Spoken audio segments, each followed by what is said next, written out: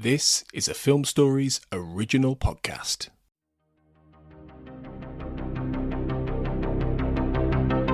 This is Writers on Film, the only podcast dedicated to books on cinema.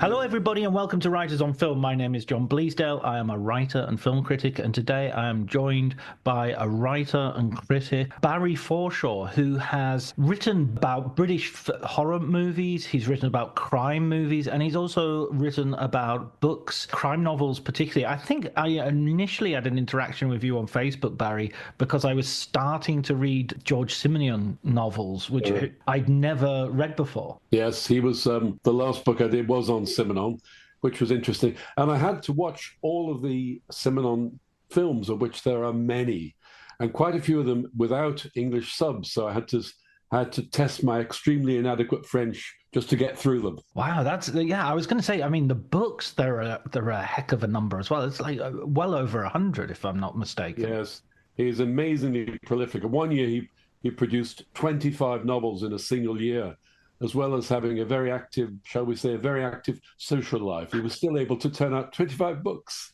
Not bad, is it? What was he putting in that pipe? Who knows? In introducing you, what I get the feeling of is that there's a kind of mix of interests here with film noir, with crime film, with gothic film and horror movies, but also books. It very much creates a Venn diagram, which I see as very recognizable with my taste. How did yours develop? I think it's the same as you, John, and I'd make the point that the real cineast, which of course is you and me, love cinema. So we're going to like Antonioni's La Ventura, we're going to like The Hammer Dracula, we're going to like Get Carter, Terrence Malick, you name it. If it's a good cinema, we'll respond to it, will we not? And you may have written something about Terrence Malick, I seem to remember. Look, I'm trying to keep it under wraps. I'm not talking about it too much. I'm not promoting it at all. Of course not. Let's talk a little bit about how you got into specifically writing about films and books. What was your sort of career path? Because we both share our ancestry is in the north. Our geographical sort of origin story is in the north. Well, it is the north where it starts for me. I've still got, in the room to my left, 5 very tatty ring-bound exercise books in which I've written all the films that I saw in the 60s, reviews. Some of them amazingly intelligent and articulate, some of them toe-curlingly awful, particularly in social attitudes. But then I'd never met, for instance, anyone who was gay when I was living in Liverpool. But then I would go into the Liverpool Echo once I started to write, and I would take in handwritten text, which the editor was very kind and would have them typed up for me, until one day he summoned me into his office and said, "If you want to be a writer, Barry, why don't you get a typewriter?" So that was how it started. Liverpool Echo and then 2 London papers. So it came down from Cumbria to Liverpool was my first big city experience. Well, it's interesting. The Liverpool Echo, when you read it and when I wrote for it, was, I don't want to be too churlish, but it was a real newspaper then. And like so many local papers, my local paper in London has just become a rag which just lists the latest crime and robberies and assaults on pensioners, and there are no arts pages anymore. So the great newspaper that was the Liverpool Echo is not what it was. Well, yeah, I mean, I even remember in Barrow in Furness where you had the Evening Mail and the Advertiser, and there were columns where you would see what the local music scene was about and what was going on in the town, and it had people writing for it, and it would even have book reviews and things like that written by local people. So I'm beginning to sound League of Gentlemanly now, yes. Local book reviews by local people. Yes. Well, I'd done a lot on Italian cinema. If you know Liverpool, you know, of course, that there is the ferry across the Mersey to get to Wallasey. And there was a cinema in Wallasey called Continental. And all these foreign films like La Ventura and L'Année Dernière, Marienbad, that one had heard about, these iconic foreign movies that you couldn't see in Liverpool, you could get the ferry, which I did as a 12-year-old boy, to a different city. Can you imagine it now, a 12-year-old boy getting a ferry to a different city?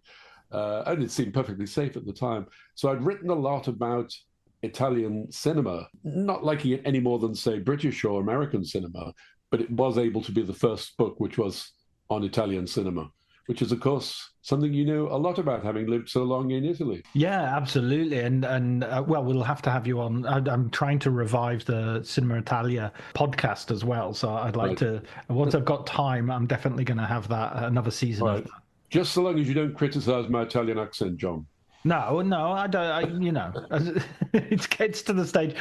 My problem is when I speak Italian, everybody says, my wife and my family all say, stop putting on that voice. And it's like, what voice? And it's like, It's far worse than me, because I've done a lot on Nordic crime TV and films. And there I have a tactic. I can turn to my wife, who's a translator for Italian pronunciation. So when I'm doing something on Danish or Swedish or whatever, Scandinavian cinema, I have a trick, which is a series of contacts at the various embassies who I know well. So I'll ring them up and say, right, this is what I have to talk about. How do we pronounce that? And they will sometimes say to me, like, for instance, Ingmar Bergman, they'll say, you don't want to pronounce it correctly because nobody in England will know who you're talking about. If you say Björman, it's got to be Bergman. So you have to anglicize.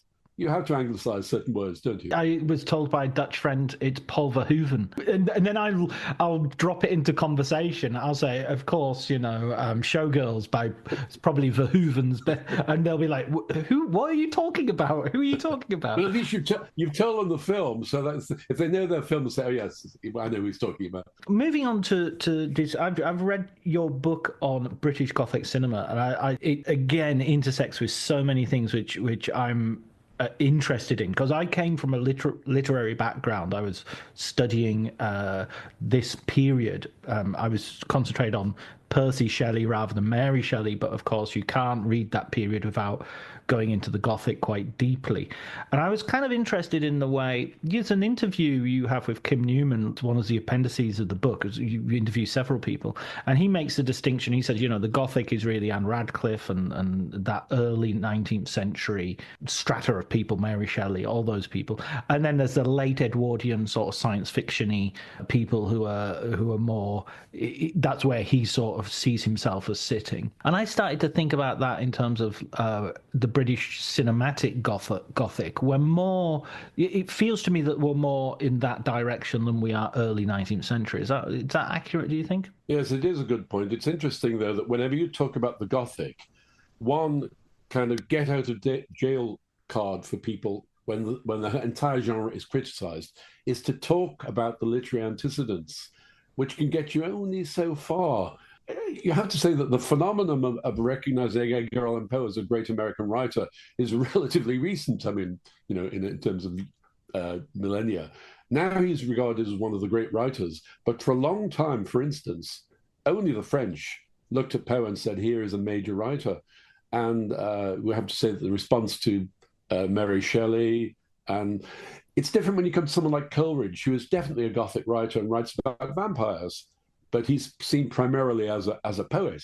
So when you're trying to defend the genre, which I've done many times over the years on radio and in various things, I will usually drop in a few Gothic names, as you say, both from the earlier and the later periods, to give it a legitimacy. I always think it's interesting as well that these writers, I mean, I think this specifically of Poe and Lovecraft, and I'm going to probably get, maybe you want to take a swing at me, but I'm not entirely convinced they're great writers as such. I love reading them. I love, Lovecraft especially has great weaknesses as a writer but it's almost, I love pulp science fiction. I love pulp crime. The pulpiness is kind of part of the point. Yes, except that you've just, as much as I like Lovecraft and Poe, you just mentioned a pulp writer and a poet. If you look at the ending, look at the last 4 or 5 lines of any Poe story, such as The Fall of the House of Usher, and I'm going to misquote it, something like the dark tarn closed silently over the House of Usher, or the last line of The Mask of the Red Death. The Red Death held illimitable dominion over all. There's a poet. Lovecraft, however, is just a very good, or is he a good pulp writer? He's the archetypal pulp horror writer, and as such, he's fine. Although many people find him unreadable today. Yeah, I mean, I don't want to get mixed up in the sort of like the various politics and the anti-Semitism, for instance. Yes, quite. I mean, I think that's evident for everyone to see. But it's almost like I like his ideas. I mean, I really do enjoy the pleasure of the text, the pleasure of sitting down and reading him. I really enjoy reading his stories, no doubt about it. But it's also like you're not sort of like appreciating the texture of the prose. You're enjoying the sensational element of it and the atmosphere that's derived. Yes. And yeah, I don't know, maybe latterly I'm beginning to actually appreciate maybe more that, hang on a minute, having said all this, but maybe that is good writing when it comes down to it. It could be said, except the problem for the cinema in terms of Lovecraft, Poe lends himself very well to the cinema because premature burials, corpses returning from the dead, you name it, are very cinematic. Lovecraft deliberately, and he's very easy to parody when he describes some unspeakable horror, because he doesn't describe this unspeakable horror. And that works quite well on the page, but the cinema's never quite sorted out how to film him, whereas Poe has a lot of excellent films made of his work over the years. But in terms of the British horror writers, I think you could say that the Gothic horror is a British creation, with a few foreigners who are allowed in at the back door. In your book, it feels like there's very much a sort of central section which is sort of Hammer, and then there are the pre-Hammers and the post-Hammers, and that Hammer itself sort of rises from the grave towards the end as well. But where would you see the beginning of Gothic cinema in Britain? Well, the irony is that it was something that we certainly did not like in this country. We invented the H certificate, the H for horror certificate. And basically, watch committees, the government wanted horror to go away. It was a disreputable form, and films like Frankenstein, which were tremendous successes, Dracula, they were a slight embarrassment. And in fact, of course, this was simultaneously happening in America, where they did their best to actually extirpate the entire genre. But horror, like the creatures that stalk in it, has a way of coming back from the dead, and it always does. And you mentioned Hammer. Well, Hammer, of course, is the thing that you, as an Englishman living in Italy, can feel proud of. Hammer is a cottage industry that did so well. It was disposed of in its day as disgusting. The famous remarks about Michael Powell's Peeping Tom, the only thing to do with this is to flush it down the nearest sewer, were the kind of things that was said about Hammer. Now Hammer seems this kind of classical, perfectly formed entity. Certainly the earlier films are better than the later films. Beautifully made, beautifully shot, with production design that looks like it was cost a lot more than actually did cost, with a conclave of actors like Peter Cushing and Christopher Lee. It now seems this rather quaint, rather perfect British art form that we can be proud of retrospectively. I think it's a really important point that you make about the actors as well. There's this sort of host of excellent sort of coming from theatre, excellent actors who turn up at the studios and really bring their A game. There's no sense that Peter Cushing or Christopher Lee are sort of slumming it. They're absolutely they're totally serious in intent. Yes. There's no winking to the audience. Well, it's interesting that much as I like Vincent Price, the broad wing to the audience is there almost throughout. And it takes a British director, Michael Reeves, and much dispute between the two of them to get his best performance in Witchfinder General, where Michael Reeves keeps saying to Vincent, I don't want the winking performance that you don't take horror seriously. In fact, when you look at Vincent Price, who I know we're talking about British horror cinema, but he's kind of a British import. He makes a lot of the films over here.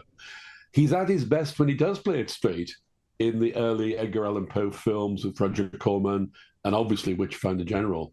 But the British actors, John, as you said, did play it seriously. And I interviewed a lot of actors, Richard Pascoe, who in the evening would be at the RSC in Coriolanus. During the day, were filming The Gorgon, and they treated them both as work and did not condescend to and did not give less of themselves in this horror stuff, which is why it still works so well. I'm afraid parody to some degree is the death of real horror. Films like The Abominable Dr. Phibes are entertaining, but they are parodies of horror. One of the things as a kid, when I first came across Hammer, it feels to me very much like I loved the set dressing. I loved the furniture. You know, I love there's a set design. There's there's a use of that color cinematography that it is. You know, I mean, referred to Coleman earlier on that he has also in the Poe adaptations, but in the Hammer films, it feels.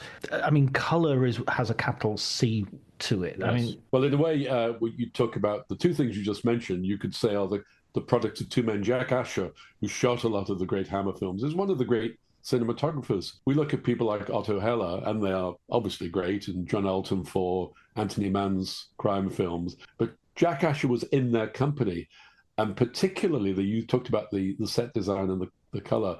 The production designer, Bernard Robinson, was possibly the best because he worked with really minimal resources. He'd be shifting things around to create, the entrance to Dracula's castle or whatever on the most minimal of resources, whereas the great Hollywood production designers had money. Hammer didn't really have money. Everything was done on the cheap, which makes it all the more impressive, doesn't it? One thing that you mentioned in the book as well is that, and I thought this was really interesting, and I actually went back and rewatched the movie, The Curse of Frankenstein, because you're talking about how scary it was at the time, and how later on Peter Cushing will say things like, "Oh well, modern horror movies they're just about these terrible, horrible things happening, and they use these cheap tricks," and you're sort of saying, well, actually, if you go back to Curse of Frankenstein, it was genuinely horrifying at the time, and people were genuinely horrified. And it's kind of a little bit difficult, having had decades of Eli Roth and such, to sort of re-find what was so horrifying about something like Curse of Frankenstein. Yes, well, as where the monster played by Christopher Lee is shot in the face. Christopher Lee clamps his hand to his face, and there's a blood squid, which is, by today's standards, fairly modest. That was very strong stuff back in the late 50s, early 60s. Ditto Dracula. And the main difference, I suppose, in terms of the British horror is that when Bela Lugosi plays Dracula and creates the part for the cinema, it's almost without sex. He was something of a sex symbol in his younger days in Hungary, where he was a good-looking young man. By then, he's paunchy and middle-aged. And Bela Lugosi's Dracula has no sex. Christopher Lee is sex on a stick. And almost immediately, he was horrified and shocked, so he claims, to receive women's underwear sent to him. This monster that he created had a sexual charge. And that, I think, is possibly why the Hammer films started to upset the censors so much, because Hammer identified this link between sex and horror. Yeah, there's all the diaphanous sort of nightgowns that Barbara Shelley and Ingrid Pitt end up wearing. But more than the diaphanous nightgowns, which obviously, and with Barbara Shelley and Ingrid Pitt's cleavage, which are treated in a loving way, it's the response of Dracula's victims, which are clearly orgasmic. And I think Terence Fisher tries to disingenuously say that they were not aiming for that, and people are reading that in. Just look at the very first, Melissa Stribling in the first Dracula. Her response to being vampirized is not horror, is not fear, it's sexual arousal. And Hammer knew perfectly well that that's because what is vampirism but a metaphor for sex? What else is it? Yeah, it's right there. It's on the tin, isn't it? It's what makes the novel and the play that was massively successful off the back of it, so easy to transport into cinema. Yes. In a sense. But about that transportation into cinema, so Hammer has a deal with Universal to sort of use their horror properties. Yes, and of course they had this strange, very strange rule that they could not reproduce things. So Christopher Lee's Frankenstein monster could not look like Boris Karloff. It couldn't have the square forehead and the bolts in the neck. So, as Christopher Lee said, we and the makeup man made him look like a traffic accident. That's the phrase they used. I remember as a boy, because I was too young to see that in the cinema when it was out, obviously.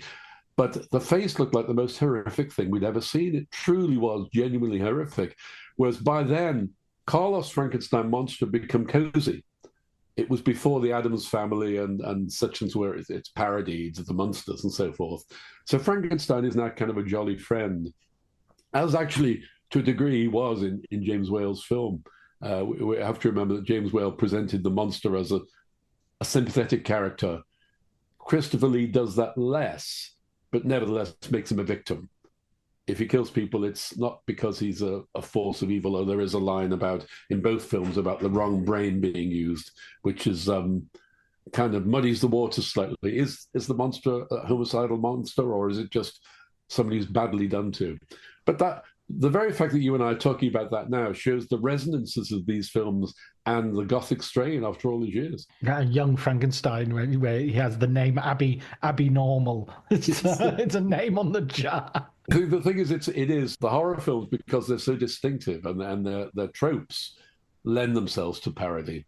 There's almost not a single great horror trope that's not been parodied endlessly. So it's harder and harder. As you say, someone like Eli Roth comes along, modern, and in more recent years, in the 70s, there was the director Peter Walker, who had to make those horror films like Frightmare very extreme for their day, with cannibalism and visual evidence of cannibalism, to bring that shock factor back that the Hammer films had and that the Universal original films had. Yeah, I watched Frightmare again on the recommendation of your book, because I'd never seen it before, so I watched it last night, and just before Liverpool beat Newcastle 2-0. I was there. Two horrors.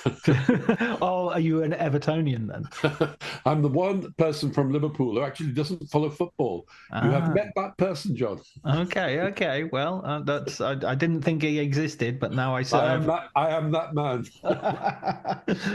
And Frightmare is I mean, this is 1974, right? This is Yes. This is a kind of quite serious. I mean, it reminded me of an Italian horror movie. Yes. What's interesting about that, it's the way with horror films, I suppose it's true of many genres and idioms. It's the coming together of a certain degree of talent. So with the original Frankenstein, we have an expat gay British director, James Whale. We have an expat British actor, Boris Karloff. We have all the accoutrements of the Hollywood studios, and it produces that mix. With the Pete Walker films, they are usually written by a writer who's a friend of mine, David McGillivray. And he's interested in doing something interesting. He's interested in talking about British society while delivering exactly what's required for a horror audience. Peter Walker, the director, claims that he was more interested in just making money. That's why he made the films. And he knew that the market by the 70s required strong meat, literally. So, but somehow that concatenation of those two elements produced this lovely little series of very British horror films, which are as British in the way as the Hammer films were, despite the fact that they're set in Transylvania. They couldn't be more British. Oh yeah, absolutely, and everybody speaks in clipped accents, and They you do. know. Or when they go into an inn, they have North Country accents. That's always the problem. It's like the problem with Chekhov. If you see a Chekhov play, how do you distinguish between the aristocratic characters and the servants? You have to give them northern accents. And you're thinking, hang on, this is Russia. This is St. Petersburg, or whatever. But you have to find an equivalence, and horror films do that. So you will have the lovely character actor Michael Ripple always playing the innkeeper who warns people not to go to Dracula's castle. And he has to do it in a northern accent. I mean, that happens in literary translation as well. I read a lot of Dostoevsky and Tolstoy in those almost constant Bennett translations, and whenever it's the working class, they become Cockneys. So they're like, okay, Gov, and it doesn't. Because, as you say, I've done a lot of books about crime as well, and the translation of Italian writers. You have the problem if people speak in regional accents. Or Sicilian accents or whatever, how do you translate that? And in some cases, they've rendered it into Cockney, which just is wrong. Yeah. You have to find something which isn't Cockney, which isn't Northern England, but doesn't sound like the Italian equivalent of RP. It's a marked type of speech, but at the same time, just it can't be a one-for-one transposition to something else. Absolutely. Frightmare, one of the things that, I mean, I love the look of it. I love the humor of it. I love the tagline, An Ordinary Tale of Country Folk, taken from The Archers, I think you point out. Not one that would work for American audiences, that tagline. True enough. And I kind of like the teenage, like Clockwork Orange teenage panic sort of feel to it, going into the nightclub with the biker gang, and that seems to be in the background of those 70s films as well, this sort of growing moral panic about the youth. Yes. Well, you can't. I mean, it's the cross fertilization of genres that you get. So obviously, you just mentioned that. So you've got Clockwork Orange, which kind of changes cinema in a way, and that something is going to happen. For instance, the novel by Thomas Harris, Silence of the Lambs, and the other novels in that sequence. Are they crime novels or are they horror novels? The answer is they're both. And by the time he comes along, and the subsequent films, which have people being trepanned and their brains being eaten while they're alive, if that isn't a horror film trope, what is? And so that gave horror films a bit of a problem. When Hammer was around, there was no one else. There was Amicus Films, which is another British cottage industry, although it was run by two Americans, one of whom I knew, Milton Subotsky.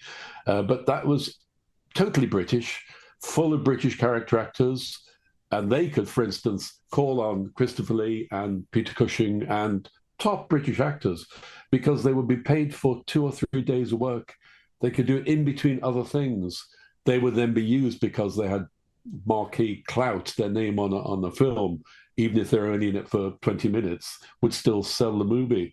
And that's the kind of British thing. It's more than America. America didn't have too much of that. They had Vincent Price, but Vincent Price was working over here a lot of the time. Well, let's get a sort of historical perspective on this. Well, at the beginning, you have Hammer, and the Hammer. You have quite a few Hammer movies before they really established their style, right? Yes. What's the first sort of Hammer movie that you would point to if someone wanted to do a chronological, but not. Not a complete viewing of their films. What would be the one you would point to and say, okay, you should start there. That's where Hammer really gets it right. Well, there are a lot of the early films which are currently being reissued by a revivified Hammer. Hammer has risen from the dead yet again, and there will be new films apparently, but they're also dusting off all of these earlier films. The earlier crime films had things like Stolen Face, which had horror elements, but it's when they buy. Hammer had made a specialty of remaking TV successes. And then many people forget that one of Hammer's greatest successes was the appalling On the Buses, which is just as bad as the TV show, but it was one of their biggest hits. They were a company that remade TV properties. So they found Nigel Neal's The Quatermass Experiment. And although it's a science fiction film, obviously it's overtly a science fiction film, it's full of horror elements. And I can remember that when, again, I was at school, it was considered to be the most horrific thing. It was the horror element that what people took from Nigel Neal, even though he's always a science fiction writer, even when he's writing about the supernatural, like The Stone Tape, it's got a scientific rationale. So the answer to your question, John, is The Quatermass Experiment. That does so well that shortly after the idea of making Curse of Frankenstein comes and plundering not so much British Gothic literature, but the Universal Films catalogue. Yeah, which themselves have taken Gothic literature and run with it. And so then you have, in the light of the success of the Hammer movies, you have several studios starting up and creating films that when you reference them in the book, when you just talk about them in the book, I was sort of thinking, oh, hang on a minute, I thought that was a Hammer film. I didn't realize that was a sort of competitor dressed up in Hammer-like clothes. Well, Amicus, who I mentioned, Hammer were not too upset by them, despite the fact clearly they were aiming to get their market, because they felt that A, the market was big enough to sustain both. B, they were the market leaders, Hammer. Nobody was going to touch them. But C, Amicus, because it had even less money than Hammer, generally did contemporary subjects. So they were cheaper to make. Their main cost was in the acting talent that they had, but they would get American writers like Robert Bloch to write, to do versions of their own stories. So they were very successful, but in their own way. Although they wanted, in fact, Milton Subotsky, who was the creative force behind the company, was the man who proposed Frankenstein to Hammer Films. People don't know this, and it proves your point about the two intermingling, John. That Milton Subotsky proposed Frankenstein to Hammer. They didn't buy his treatment. They didn't like it. They wrote their own treatment by the writer Jimmy Sangster, which was a source of deep resentment for Milton Subotsky. But that catapulted him into making his own company. There are also companies like Anglo Amalgamated who made some excellent movies, and there are excellent British horror films which are nothing to do with Hammer.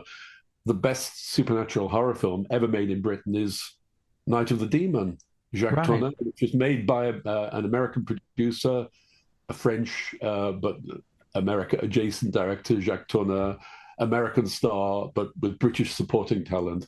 And then shortly after, another film, Night of the Eagle, which again is British and is possibly the second best supernatural film made. You could argue that the three best are Night of the Demon, Night of the Eagle, and The Innocents. That's our defining trilogy of British supernatural black and white movies. Excellent. Yeah. And Night of the Demon goes back to our H.P. Lovecraft conversation about not showing or showing the indescribable horror in the monster which is pursuing. Reading your description of that of the film and it reminded me of last episode's conversation with Christopher Frayling, and we were talking about Nosferatu, and he made this really interesting point that Murnau and his collaborators actually believed in the occult, and so were very had this that imbues the film with a sort of a creepiness that otherwise other iterations of the film don't have, of that story of Nosferatu don't have. And I was thinking of sort of Night of the Demon and Dennis Wheatley in The Devil Rides Out, and this whole strand of occultism. And we had a similar thing in Britain, didn't we? We had writers like Colin Wilson who were describing it, but at the same time, you never quite knew how much they believed in it or didn't. I'm sure the writer Peter James, who's a friend, won't mind me telling this story. At a meal for one of his books, he suddenly put us all on the spot, and there were a lot of writers in the room and journalists like myself. He went around the table and said to us all, "I would like you all to give me an example of a supernatural thing that's happened to you." As it went around the table, everyone came up with something. It was getting closer and closer to me, and I thought, what do I do? I don't want to be the one person who's going to say, much as I love the supernatural, I don't believe in it. And I faked it. I faked a supernatural story. And I wonder if that's often the case when people claim to know these things. Peter James was a horror writer. Colin Wilson seemed genuinely to believe in these things. A lot of people do. I think it's like when you and I, John, watch Euripides or Sophocles, watch Greek tragedy, we don't have to believe in the existence of Zeus and the gods, do we? We just accept that it's a convention. And when you watch supernatural horror films, you accept that there is a netherworld out there, even if you don't believe in it. Well, I find that when I love writing fiction, and I find myself always writing sort of magical narratives, and that magic in real life, I don't believe in at all. I just wonder if at that dinner everybody was making that same calculation. Well, it's interesting you should say that, John, because I did ask two people I knew who were skeptics like me, and they said exactly what I said. We were not going to be the people who say, sorry, it's all bunk. We love the movies and we love the books, but we don't believe it. Nobody wants, and I think that's about peer pressure as much as anything else. Rather than belief in the supernatural, it's peer pressure not to be the odd man out. Yeah, exactly. Not to be the party pooper. But party pooper, indeed. It's that story. We're sitting around and telling stories. So let's just keep up the fiction, so to speak. Yes. Well, it helped that Peter James would always claim that he lives in a haunted house. Not that he's a horror writer anymore. He now considers himself a crime writer. But it's quite good for... and of course, Conan Doyle, who wrote... Hello, Sherlock Holmes doesn't deal with the supernatural, but he did. And Sherlock Holmes believed in this and was taken in... Conan Doyle was taken in by that amazingly arrogantly ludicrous picture of two little girls with superimposed fairies. He believed it. And you think, how could a man as hard-headed as him believe in that? People are prepared to believe in the supernatural, it would seem. Yeah. I remember they made a film about that as well. Peter O'Toole was Conan Doyle, and Harvey Keitel was Harry Houdini. Yes. Great casting, not a great film. You mentioned Houdini. He's an interesting figure because he made the most of suggesting there was something supernatural about him. But he was a trickster, and one of the great tricksters of the age. But he knew it helped his image to suggest that something non-natural was happening when he was underwater in a box with chains around it. he had some kind of supernatural ability. With one bound, he was free. Yeah, exactly. And also, H.P. Lovecraft ghost wrote several stories under Harry Houdini's name. Yes, indeed, yes. So as we go from Amicus and Hammer into the 70s, and you get these films more like Deathline, for instance, is another example, the Witchfinder's General, you get a sort of more, the X certificate has come in. Yes. Boundaries are being pushed and new genres are being made. I mean, Witchfinders General, I think, is often seen as the beginning of folk horror as a genre in itself. It is, and part of the reason is, and I can remember this from its first showings, Hammer Films presented a slightly roseate is the wrong word, but an unreal view of the past. Everything was beautiful and colourful and striking. It didn't really look like the past. Transylvania was always Britain anyway. It was always Bray Studios. So it looked British. Rather like, I was thinking this with Polanski's film of Tess and the D'Urbervilles. Doesn't ever look like Britain. It looks like France. The whole thing looks like France. But it's fine. But when Witchfinder General came along, as you correctly say, John, it's the beginning of folk horror. And part of the reason is because Michael Reeves tries to make it look like the real era. It's not, nobody's wearing colourful costumes. Everyone looks a bit grubby and everything is grubby. And from then on, we have shortly after films like Blood on Satan's Claw, which takes that even further. So it does look like the real Cromwellian England, if you like. And now folk horror reigns supreme. But you could also argue that none of these, like Witchfinder General, and even back to the Karloff films, it's always a cross-fertilization from Britain and America. There's very rarely something which is just totally British. The nearest to that would be some of the Hammer films, which were made with British money, although Universal was prepared to stump up money when it realized how successful this was. But their old properties, which were just shown on TV, were suddenly making money again in new clothes. It's generally, and you can't be prissy about this, we need American talent. We need Dana Andrews over here finding out about that demon. The British couldn't do it. We needed an American. How did Hammer work in the States? Did they gain any traction there? Yes, they did. And, well, they were always in close communication with the Universal Studios, Carreras and co. And they said it was quite amusing how originally they were told that they had to do something very different from the Universal. I don't know why the Universal felt this, because they had nothing to gain other than TV sales. There were not new cinema showings. But then Universal, as I said, realized just what a gold mine they had in this little British company who was making these. And then they allowed them to do anything. So there were no restrictions anymore. The Frankenstein monster, by the time of later films, looks like Karloff. He's got the square forehead, the belts in the neck, because they could then get away with it later. So there is definitely cross-fertilization. Universal were more than happy to, enjoy the shekels that were coming their way until, of course, The Exorcist happens. And when The Exorcist happens, it's the death knell for the British period horror movie. All of a sudden it goes contemporary, and I mean, you've already had perhaps what do you call a foreshadowing of that with Rosemary's Baby and Polanski. What about the critical reputation of Hammer? At what point does Hammer, it's hugely popular. People are buying tickets. Christopher Lee, Peter Cushing, massively famous for their roles in the Hammer movies. But at what point do people start thinking this is something we should actually look at? I mean, you writing a book on it, for instance. How does that stand in the critical reception of Hammer, if you like? Well, they were never quite respectable. I suppose the nearest they got to respectability was when they got the Queen's Award for Industry. And that was a recognition by the establishment that, okay, this stuff is fine. Christopher Lee, when I interviewed him, I didn't interview Peter Cushing, but both would prefer the terror film to horror films, which at the time was fine, but now would be just as tricky, wouldn't it? Because the word terror means terrorism.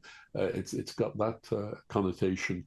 And they would say they were, I think you said earlier, they were kind of fairy stories. And in a way they are. Of course they're fairy stories. People turning into bats. Come on. It's not the real world, is it? And they were right to stress that they were not real. And they didn't like kind of more gruesome horror. It's interesting that Hammer had a separate strand, which we haven't talked about, which is the films made in emulation of Psycho. So they make a film like Taste of Fear. It's black and white, still widescreen, so it's very handsome looking, and that was directed by the alcoholic but very talented Seth Holt. And there's a whole series of harmless psychological thrillers, which are closer to the real world in this fact they often deal with homicidal killers. Although it's interesting that, like Italian gialli films, often the films appear to be about homicidal killers. They're usually about money, mammon.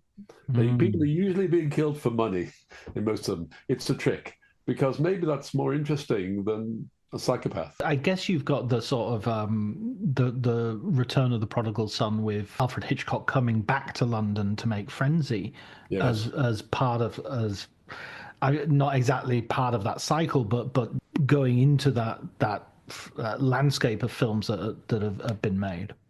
Well, it's interesting. Frenzy is a very significant film in a lot of ways, because Hitchcock has always tried to push the envelope in America.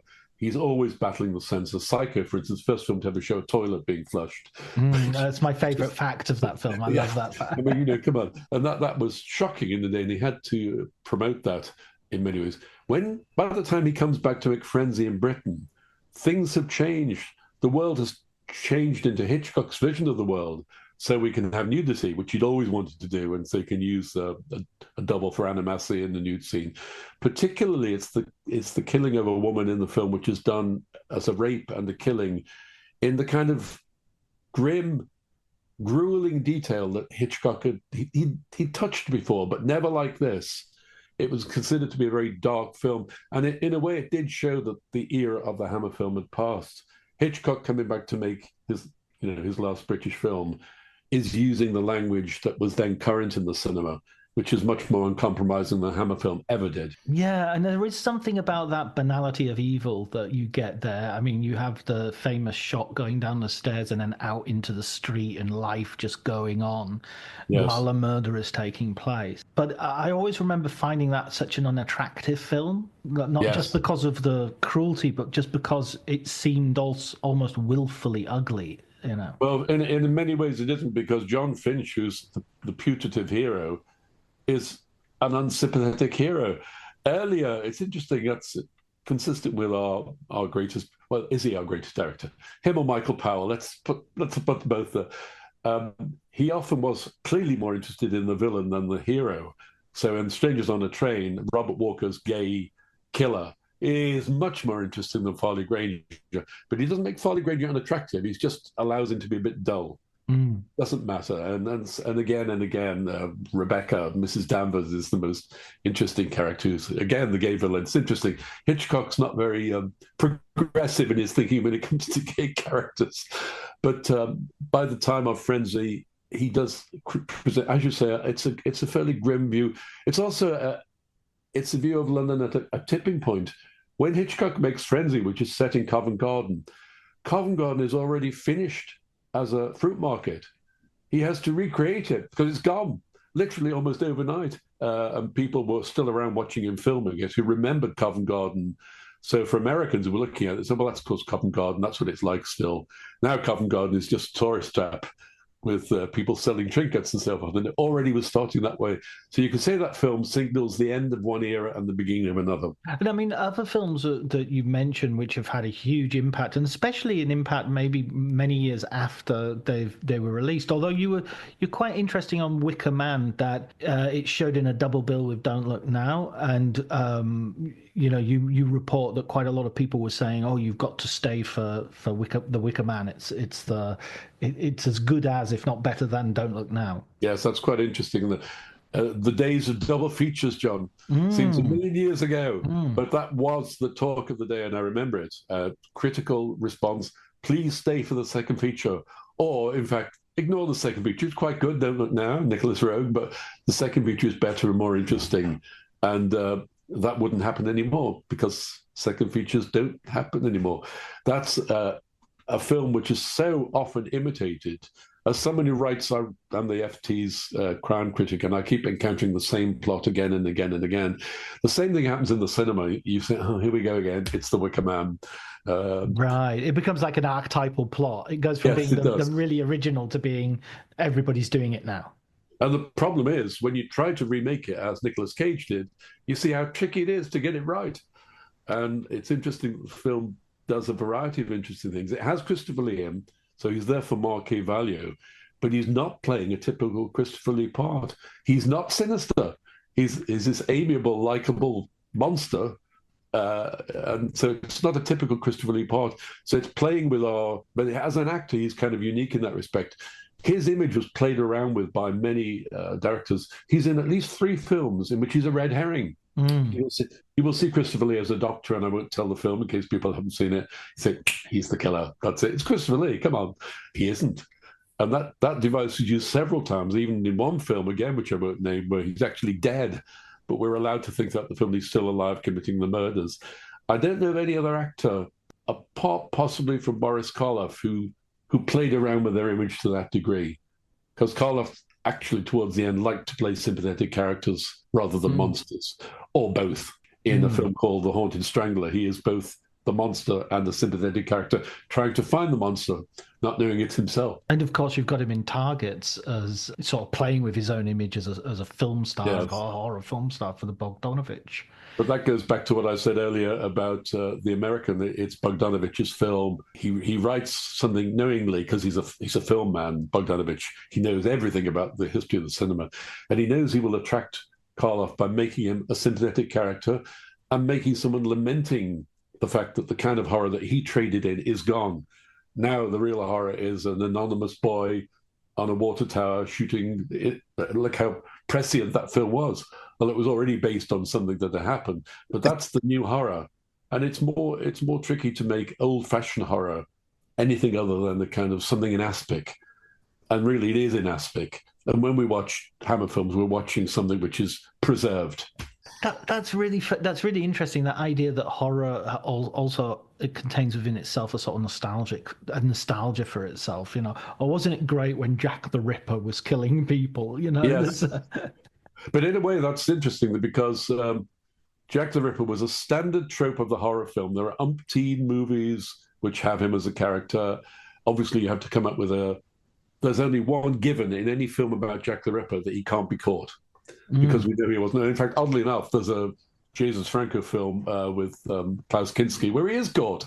And you find yourself thinking, that was a bit lazy. Come on, he never came to trial, so he can't be taken off by the police as he is at the end of that. He has to fall into the Thames or whatever. But Jack the Ripper is now a contentious issue, and a lot of feminist critics have said we shouldn't be lionizing this figure who killed so many women, even to the degree that there are books which suggest that many of his victims were not prostitutes, as we have thought for so many years, and that's how they're always played in the movies. So horror is slightly more tricky these days in a time when we have to be careful not to tread on toes. Hallie Rubenhold, yes. If any listeners are interested, that was a fascinating read. And yes, she argued that the definition of the women, the victim blaming of the women as sex workers was mainly due to the fact that that's how a lot of working class women were just assumed to be, and also very hazy definition of what sex worker would be in those days, because if you're destitute and you need a place to stay. Well, it's also the fact that it still had a resonance when the Yorkshire Ripper was plying his trade. A policeman famously said something to the effect that he is now killing women who are not prostitutes, as if they kind of put themselves in the firing line by their job. But now it's respectable women being killed. That really was a turning point when everyone reacted with horror at that. Said, come on, he's killing women. Let's not draw a distinction between them. So, but it is showing that horror has always had this edge, that it's never been respectable. And maybe to work in its own terms, it needs to be unrespectable. It needs to have the edge of something transgressive. But that goes with something that we were talking about at the very beginning of the conversation. That I like the pulpiness of Lovecraft. I don't necessarily want to see him spruced up, and I don't want to have an anthology of literary essays, critical essays about him. I just want to like him as he is. A friend of mine referred once to the gentrification of horror. That there's this idea that we're going to go in and we're going to redo horror, but we're going to spruce it up with some intellectual ideas and make it very respectable to like. Hammer feels like it's a million miles away from that, and all the better for it. Well, of many interviews over the years I've done about horror, I've had to do, to a degree, what I've just done with you, John, is to give it the respectable credentials, shore up its credentials by saying, look, Coleridge wrote about a vampire, and I'm finding horror in Dickens. But there's plenty of horror in Dickens. Dickens knew exactly how to chill an audience, and he would use horror tropes. He's our most respectable writer, is he not? So I'm not sure I agree with you. I quite like, shall we say, adducing all of that stuff to give a respectability to horror. Basically, to deal with the people who say horror is beneath consideration. It appeals to the lowest common denominator of human nature. I've got to have an answer for those guys and women. Yeah, no, absolutely. No, I understand. I understand that. I guess I mean, I love the whole panorama of it. And I can enjoy The Witch, and I can enjoy Midsummer, and films which have come along and have given sort of are obviously very thoughtful films that are really about something other than just the situation of the protagonist. They're really going a little bit for an extra mile in their thought. But I also like the schlocky common denominator stuff as well. Well, I agree, and I'm a great fan of the Italian horror film and the Italian giallo, which are the glossy thrillers set among upper middle class types who are being murdered in somewhere like London, but it's actually Rome, funnily enough. Although there'll be a few pickup shots of Piccadilly Circus to try to persuade you you're in London. And often those films, Italian horror films, are schlocky. They're often unrealistic. And even the best directors like Mario Bava and Dario Argento are not the most rigorous storytellers or creators of narrative. That's not why you go to them. You go to them to a degree because there is a schlockiness, and there's also a degree of almost fine art in the way these films look. They're often very beautiful, the films of Argento and Mario Bava. But interestingly, Argento famously quoted a Poe line, which is not acceptable anymore. There's something poetic in the death of a beautiful woman. That line is fine, but it's just not. It's not sayable in the 21st century. Right, absolutely. Where do you see Gothic today? I mean, you've already sort of hinted maybe at how sometimes these stories will repeat themselves, and yeah, last 10 years it seems like you can't leave the house without being hit by a folk horror film. But where do you see the most interesting sort of strands of the British Gothic horror film? I think you've, to a degree, put your finger on it when you mentioned things like Midsummer and currently The Substance. Those are films which deliver the horror tropes, but they also have to be about something. They're both about something. In a way, it's kind of like it gives the audience carte blanche to say, I went to this horror film, but I wasn't just going for the blood and guts. I was going because this is about the treatment of women in society, or whether primitive religions still have a hold over people and so forth. I'm not sure that the horror film came back to a degree for Hammer when the last iteration of Hammer, there's a new owner now, had a hit with The Woman in Black, but they did have a very bankable star in that. They had Harry Potter in the film.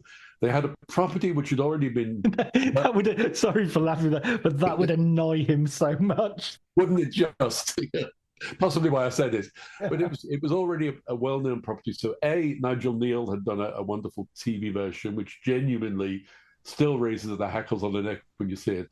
It had played at a London theatre for donkey's years. So it was a saleable property. Everyone knew that the Woman in Black was going to give you chills and was going to be a good Jamesian, Wellesian horror story. I think after that last iteration of Hammer struggled to do something else as big. They had this massive hit, which was kind of a false dawn. Now, the new Hammer under new ownership is going to try, it says, to do that again. But do they need all those elements I've just described to make a hit? It can't just come out of the blue. It has to have a variety of reasons why it's successful. For instance, in the West End recently, a lot of Hollywood stars have been doing Shakespeare and Ibsen and Euripides to very mixed results. Some of them have been well reviewed and very successful. Currently, Much Ado About Nothing has Hayley Atwell in, and obviously it's doing well. But you have to have now, to sell something, a variety of elements that come together and get bums on seats. Not so easy.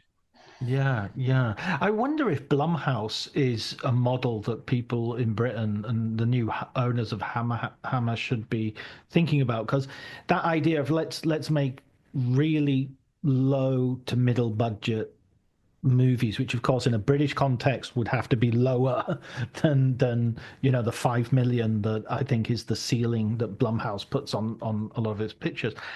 But I mean, in a sense, I think that makes a lot of sense. I think Jason Blumhouse really is onto something, because ultimately you go and see a horror film for the twist and the twist or the key concept, and those things are actually very cheap. The idea of, oh, it follows, it's just something that follows you, and that's a really cheap concept, but as soon as you have it, it's you can run with it. The trouble is that when you get a concept that takes off, like the found footage phenomenon, almost immediately it's run into the ground by hundreds of found footage films. And I'm as guilty as anyone. I would go on watching each new iteration of the found footage film until I thought, oh no, I've seen this too often. The first few times you're invited to look at a living room in which somebody is sitting but not moving, and you find yourself studying every inch of the frame where something is going to appear, and you are genuinely unsettled by that. But you can't do that too often. You get bored. You get bored looking at that still frame, thinking, oh, well, there's something else going to appear out of that doorway, which is not new. If you go back to John Carpenter's Halloween, he cleverly would place characters to the right of the frame with an open doorway on the extreme left. The audience would be looking nervously at that doorway. And the trouble is, audiences become au fait quite quickly with the way they are being worked, the way they're being manipulated. So there are new Blumhouse, as you mentioned, is a good example. New things come along, but then they quickly get run into the ground. Yeah, I mean, I was there. I was there when Blair Witch happened. I recently rewatched Blair Witch, having not seen it for years and years and years, and I'm happy to report that film is perfect. Yes, it does work very well. They don't have any missteps, do they? Which is the problem with those films. Don't require the Christopher Lees or the Peter Cushings. You don't know who the actors are. You've never seen them before. So they're quite successful. I suppose The Substance currently has the selling point is a major Hollywood star who's been in the shadow for a while and has now come back with a bang with this film. So there's the selling point of that film. A good horror film, which also has this one element. The Blair Witch Project had to only have its concept and the reputation of how well made it was to get people to go and see it. Certainly wasn't the actors. Oh yeah, they kind of disappeared afterwards as well. Didn't they just? Yes. So I wonder if the answer to your question is, a British horror is going to be something out of left field at regular intervals. I can't see that we'll ever have. You mentioned folk horror. Recently, there's Severin, the American company, has done a folk horror box, which has umpteen films. The reason they are folk horror films is because they've been defined as such. That's what they're called. And they're in a box set called folk horror. One of them is a film called City of the Dead, which is a British horror film made by Milton Subotsky. And it's set in a not very convincing America. But it could be argued it is folk horror. And some of the other films are definitely folk horror. But people will tire of folk horror very soon, I predict. Well, I'm a little bit tired of it already, I must admit. If I need to see one more Shining-inspired aerial shot of a car winding down a road into the woods, I think that's horrifying in itself.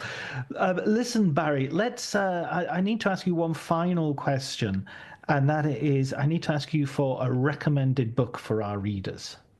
For our listeners, sorry, but obviously our listeners. My listeners and readers is synonymous for this podcast. Of course they are, yes. Well, you've got very good writers on the genre. Jonathan Rigby has written English Gothic, and Kim Newman has written a lot about it. David Perry was the man who, in Heritage of Horror, first started to take a lot of these films seriously. Hammer had already started to be taken seriously, but I'm cheating him because I'm giving you several books.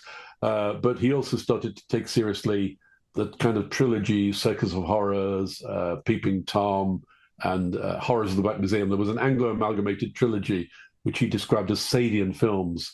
And they're colourful and not highly thought of in the day, but now seen much more affectionately.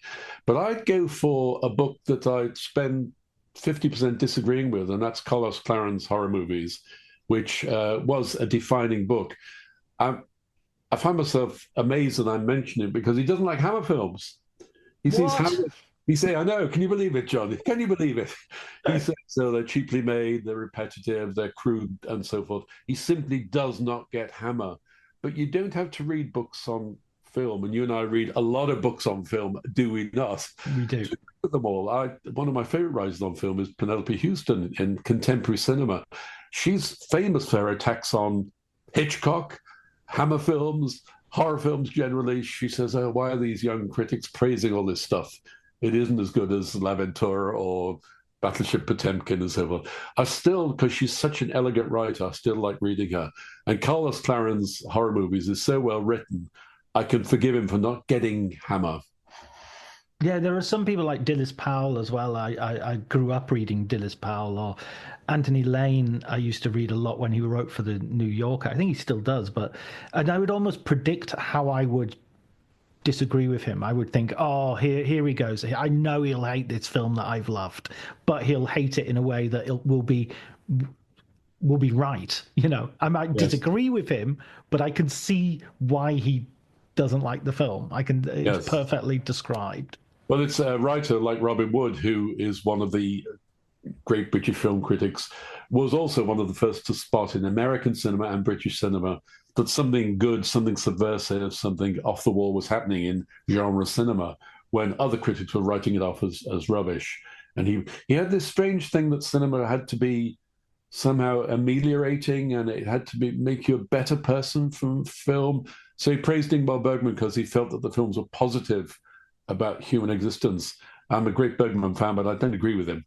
I think Bergman has a pretty dark view of human nature and the artist and so forth. But Robin Wood's very good on the horror film. So I'd add, as an adjunct to Carlos Claren's, anything you can find by Robin Wood on the horror film.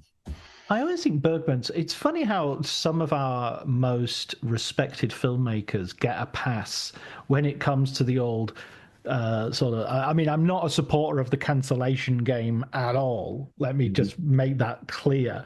But it's just like, does anybody remember that Bergman was kind of like a Nazi when he was young? That he was kind of quite expressive of Nazi sympathies? And it's like Lars von Trier, yes, we'll cancel him. Yes. Bergman, no. But it's possibly because it's not known. And you could also argue that Bergman did plenty of mea culpas and said, look, I was a young man. Yes, that's true. We were all taking it on board then. And of course, I was unbelievably stupid to say that. So, and also, I think the main thing, John, is that nobody knows it. Yeah. It's people like you and I remember that thing about Bergman. But I think we're going to mention that Bergman, of course, made horror movies. So you've got... True. The Magician. The Seventh Seal is pretty horrific and was remade as Last House on the Left. Yeah. Hour of the Wolf by Bergman is a horror film. Absolutely. Specifically a horror film, and it's an extremely good one. And I knew his son-in-law, Henning Mankell, the Scandinavian crime writer, Swedish crime writer, who would go with his father-in-law to the private cinema and watch films. And I said to Henning, so would you sit there watching von Sternberg and Eisenstein? He said, oh, God, no. He liked horror films. He liked crime films. Bergman relaxed by watching popular movies like Ocean's 11. So we shouldn't think of him as in his ivory tower, because he wasn't. And none of these filmmakers are. And if I can refer to Terrence Malick, who somebody has written a book about him. Somebody wrote a book. I'm not sure. It will come to me who that writer is at some point. Yeah. One of his favourite films is Zoolander. Yes. that's. I think filmmakers don't like watching films that look like their own films. I think they like to go and see different things that they would never be thinking of doing, because ultimately they go to the same cinema for the same reasons we do, which is like not to be at work. Well, it's interesting. It can cut both ways, because I did know Charlie Watts of the Rolling Stones, and he liked classical music. He would talk to me about classical music, and I said, "So shouldn't you be just listening to heavy rock?" He said, "Oh no, I don't listen to that rubbish. I don't want to hear that. I want to hear a good jazz drummer, or I want to hear Stravinsky or Bartok." And so that wouldn't have gone down too well with his fans. Absolutely. I mean, you want things in different genres, do you not? You and I both. Come on, we like books about film, so it would be no good as only reading about art films, art house movies, would it? Or Hitchcock. We want to read about it all. Yeah, exactly. I'm vociferous appetites, Catholic tastes. That's what we're about on this podcast. Well, listen, Barry, it's been an absolute pleasure talking to you. As I knew it would be when I read your book. I just thought, this guy, he's got, we've just got such a similar sensibility and approach. Thank you, John.